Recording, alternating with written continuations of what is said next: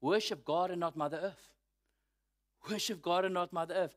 There are a lot of people, and a lot of greenies running around protecting Mother Earth and fighting for the hole in the ozone and worshiping Mother Earth rather than worshiping the God who created everything. And now, my friends, Earth is not the source of life. God is. And it is God whom we must worship. And the very God we see in this text in Genesis 1:1, in the beginning God created the world, the heavens and the earth. It is the very God in Revelation now who destroys a third of it.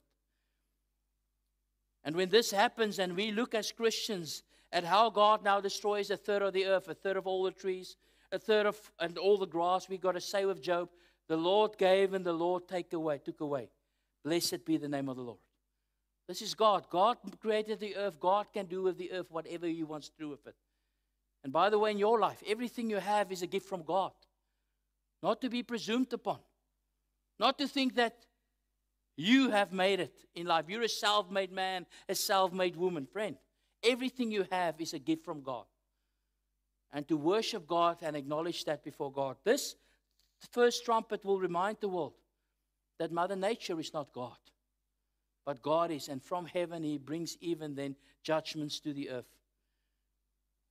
So worship God, Father, Son, and Holy Spirit. Be thankful for every blessing in your life and fear God